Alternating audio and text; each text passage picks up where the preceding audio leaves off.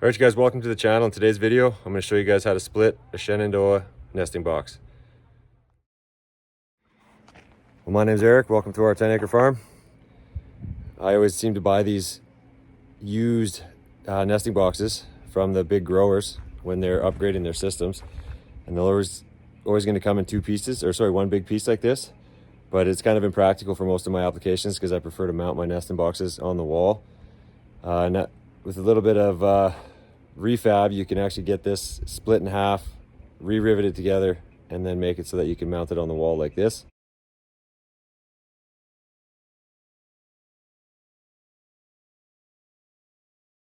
So first step is going to be that you're going to want to open them up and pull out all of the nesting inserts. They just pop out. Try to be a little bit gentle with them because chances are they're a little brittle.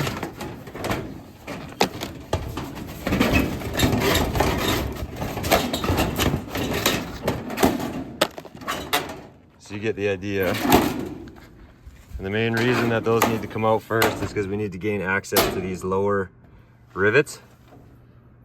So there's going to be 3 on each divider, and then on the end walls, and then a bank of them up on the top. And what we're going to do is we're going to come through and drill all those out so that we can separate this side from this side. So a couple things to note here just before we start drilling out rivets is that these will not normally come with this 1x4 on the side. I put this on here for a previous application that I had when I put my layers in my greenhouse. But anyways, long story short, these won't come with any ends on here because they're meant to be mounted in series, like a row of them. So you're gonna have to either do some tin work to seal this off, or I usually just cut these 1x4s more here and then screw the 1x4 on from the backside just to keep the eggs from rolling out. It's a good fix. I've never had any issues with it. And then the other thing that you'll have to do too is this one's pretty dirty because it's been sitting out in the elements, but there's always going to be a hole on each side. So you're gonna have to, this one's just been duct taped, but you can actually do some tin work and patch that up too if you have a few scrap pieces of tin.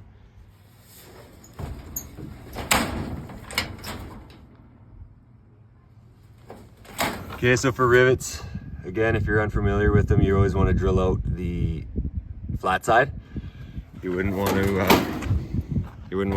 be drilling out the side that protrudes like that. It's easier to drill the flat sides. And then what you'll want to do is just experiment with a few drill bits. If there's existing holes around, use that as a gauge. So you want your drill bit to be the exact same size as the hole that goes through the metal. That way the rivet still has something to bite to. If you go too big, then the rivet will just pull through. So what we're going to do is we'll undo all the ones along the top. And then, like I said, the 3 on each divider. So for the rivets we're using, it's going to be 13/16 drill bit. So now we'll just come through and we will simply go center, just drill all these out. So you can see that I didn't make that hole any bigger. The nice thing about these rivets is they're super soft, so you don't have to push too hard.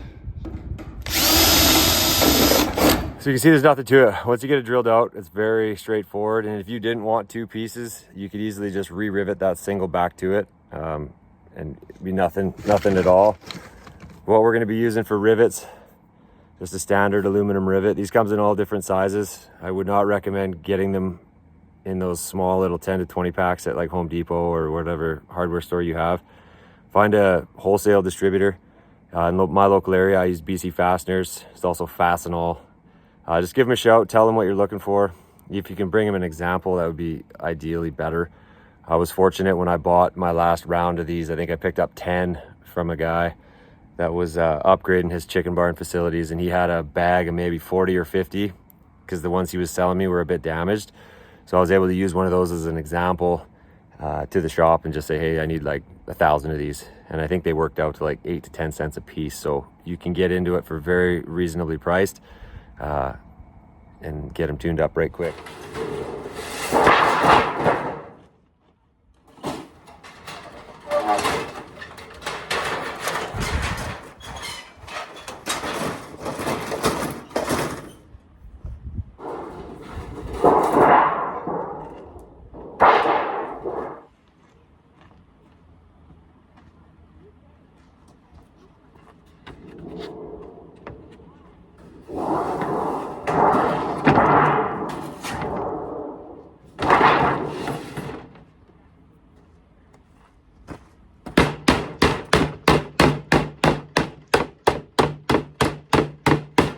take the time to bang that edges if they're bent up flat, because when we lay that on top of the next piece, we want it to sit as best we can.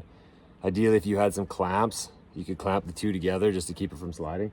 And then also a tool that can sometimes be of use is, like I said, a duckbill clamps, vice grip clamps. That's the wide, flat plate sort of ones. You can get in there and kind of bend the material flat if they are pretty thundered.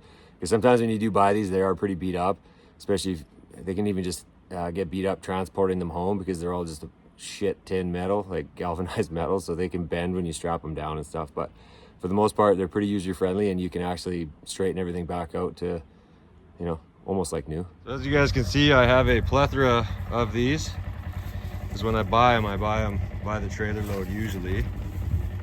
And there's the tin. Yes, this one was buried in the back, so it's a little bit bent up.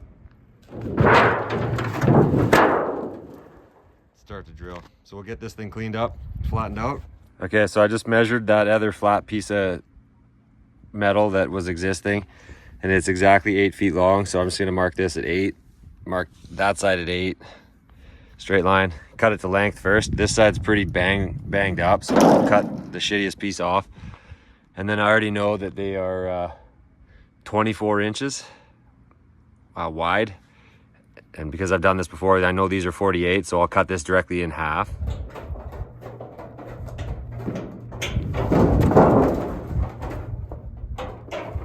Okay, now that I got that tin cut, I'm just gonna lay the existing one on top. And then you can either go through and mark them, but I'm just gonna drill them.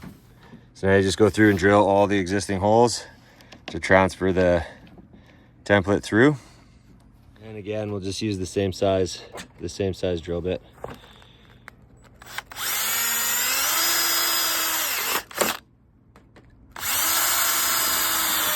So now what I'll do is I'll get it back up on the table, and I'll leave it overhang slightly, so that when I take this and lay it on top, I can secure the bottom all the way, and then I'll slide it to the end, secure all the top, and then I can stand it up and then do all the middle dividers.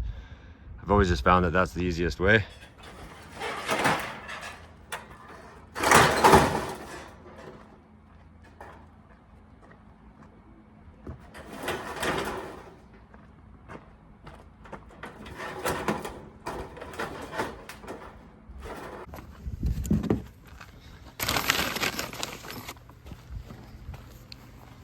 So rivet gun will always come with multiple tips depending on what size you need. It's pretty well the only thing I use this gun for, so I already know that that's just gonna slide in. Okay, so I ended up getting the whole bottom riveted off, and I'm just starting the top here now.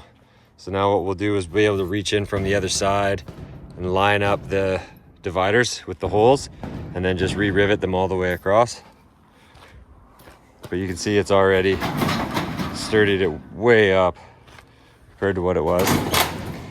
So you'll see in here now, like we just have to slide that back over to line the holes up and then rivet them in. Okay, and then the last step pretty well is just to go through and do these front where this lid lifts. Check anywhere else that might be busted or broken, replace rivets where needed, put the removable nesting inserts back in, and she's good to go. Repeat all steps for other half. All right, well, I hope that helped you guys. If you come across a set of these nesting boxes used, don't hesitate to pick it up and give it, half hour to an hour, cut them in half and mount them on the wall. So as always, thanks for watching. Be sure to like and subscribe if you got value out of this, and we'll see you in the next one.